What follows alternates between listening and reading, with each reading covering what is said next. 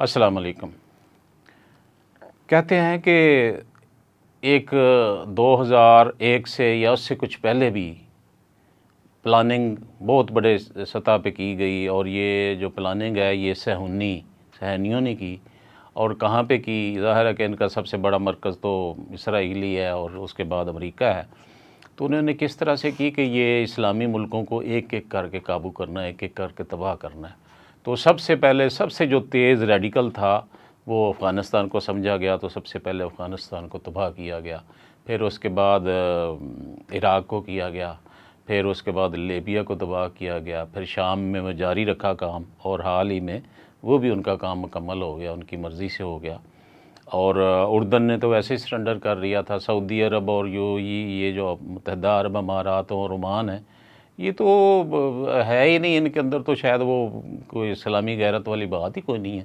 یہ تو کاروباری ہو گئے ہیں، سارے کاروبار چلانے کے لیے جو فحاشی ہے، جو کام ہے وہ کرنا ہے، وہ کر سکتے ہیں، وہ کر رہے ہیں۔ تو یہ ایک ایک کر کے اسلامی ملک کو 20 سال، انہیں 22 سال لگ گئے۔ اب پیچھے رہ گیا تھا، اب 2 ملک رہ گئے، ایران اور پاکستان۔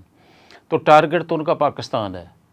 یہ اسرائیل کے اندر تو ایک ایک بچے کو پڑھایا جاتا ہے کہ ہمارا دشمن پاکستان ہے۔ چھوٹے بچے کو پیدائش کے بعد جب وہ اسکولوں کی طرف جاتا ہے، بلکہ گھروں میں بھی کہا جاتا ہے تمہارا دشمن پاکستان ہے۔ انہیں پتہ ہے کہ یہ اللہ کے نام پہ بنا ہے، یہ اسلام کے نام پہ بنا ہے یہ ملک، چاہے ہمارے ہاں کوئی اسلام نہیں ہے۔ ہم ادھر آگے جو لوگ دیکھتے ہیں، یہ ہمارا یورپ ہی بن گیا ہے، سب کچھ ہو گیا، جو کچھ یورپ افریقہ میں ہوتا ہے وہی ادھر بن گیا۔ لیکن یہ کہ انہیں یہ اندازہ ہے کہ کبھی نہ کبھی ان کی غیرت جاگے گی، اور یہ وہ لوگ ہیں جن کے اندر کرنٹ ہے، اور یہ مقابلہ کریں گے ہمارا۔ تو ان کی جو عالمی بادشاہت ہے، اس کے راستے میں رکاوٹ صرف پاکستان ہے۔ تو ان کا ٹارگٹ بھی پاکستان ہے، ایران کوئی ٹارگٹ نہیں ہے۔ ایران تو راستے میں آ گیا، پاکستان تک آنے کے لیے انہیں ظاہر ہے کہ راستہ تو صاف چاہیے نا۔ تو اسرائیل سے دیکھیں، آپ نقشہ دیکھیں، تو اسرائیل سے پاکستان تک آنے کے لیے کون کون سے ملک درمیان میں آتے ہیں؟ تو سب سے قریب ترین ان کے ملک جو آتا ہے وہ اردن ہے۔ تو اردن کو اس طرح سے انہوں نے قابو کر لیا ہوا ہے۔ وہاں کی جو شہنشاہ ہیں ہمارے، ان کی ماشاءاللہ بیگمات جو ہیں وہ یہودیوں کی ہیں، انہی کی ہے۔ اور اس نے جو اصل ولی عہد تھا شاہ حسین کا جو بھائی تھا، شاہ حسن تھا جو ولی عہد تھا، اس کو ہٹا کے بیٹا جو ہے زبردستی قابض ہو گیا، فوج کا سربراہ بنایا ہوا تھا، وہ قابض ہو گیا۔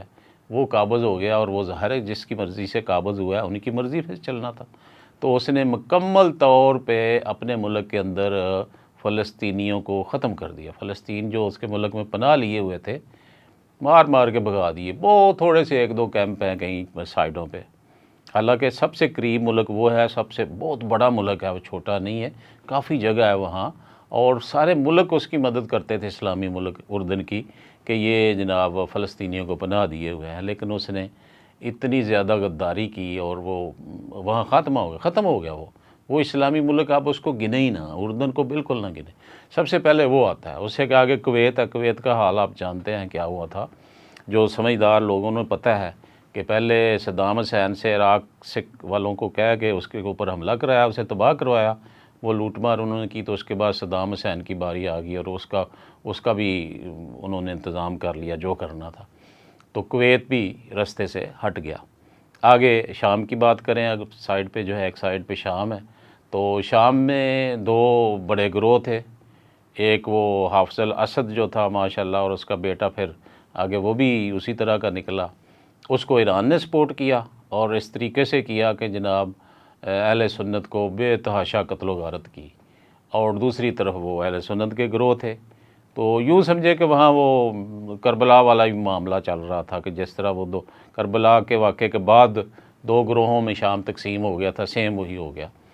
تو وہ خیر سالوں تک وہ معاملہ چلتا رہا، اس میں بڑی طاقتیں بھی ملوث تھیں، لیکن آخر کار وہ جو ہے وہ حافظ الاسد جو ہے، بشار الاسد، اس کی حکومت ختم ہو گئی، اور اب جو حکومت آئی ہے اس کے پاس کچھ بھی نہیں ہے۔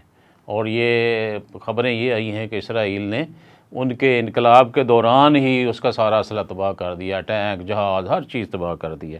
ان کے پاس کچھ بھی نہیں ہے سوائے وہ گنے جو ہاتھ میں لیے پھرتے۔ تو شام بھی ختم ہو گیا۔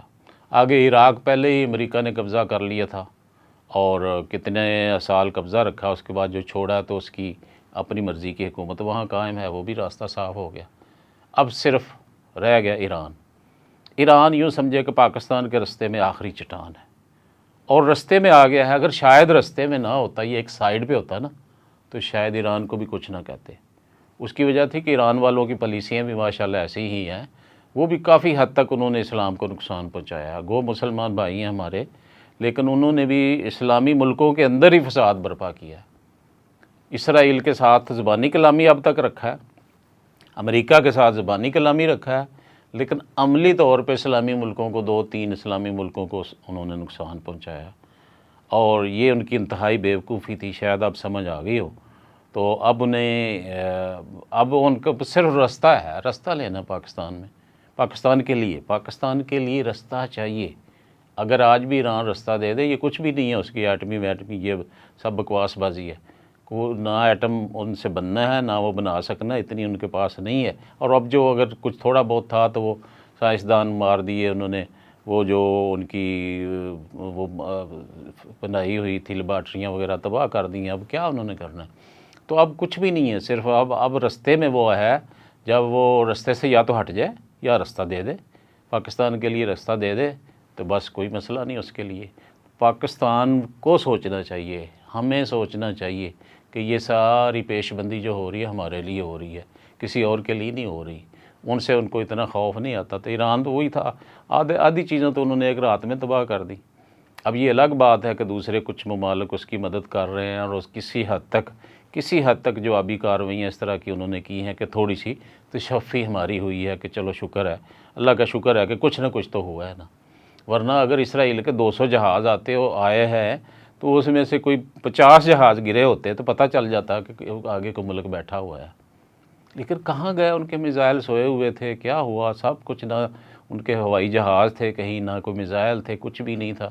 وہ آ کے مرضی سے 200 جہاز مرضی سے بمباری کر کے، دل کھول کے کر کے، جو چاہا تباہ کر کے واپس چلے گئے، اور جناب کچھ بھی نہ ہوا۔ یہ ہم ایک کو لیے بیٹھے ہیں کہ ایک جہاز گرا لیا ہے، وہ جو F-35 ہے جناب، ایک سے کیا فرق پڑتا ہے؟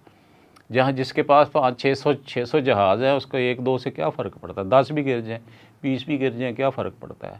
تو ہمیں سوچنا چاہیے، ہمیں اس ٹائم سوچنا چاہیے کہ یہ ہمارے لیے سب کچھ ہو رہا ہے، جو بھی ہو رہا ہے، تو ہم نے کیا کرنا ہے۔ تو یہ وقت کی ضرورت ہے، اہم ضرورت ہے، اور ابھی فوری اس کو لیٹ نہیں کر سکتے۔ ہم یہ نہیں انتظار کریں گے کہ ایران کب تک لڑتا ہے، 1 مہینہ، 2 مہینے، 3 مہینے، 4 مہینے، سال، تو اس وقت تک ہمیں سکون ہے۔ اس وقت تک ہمیں سکون نہیں ہے، اس کے ساتھ ساتھ ہی پیش بندی ہمیں بھی کرنی پڑے گی۔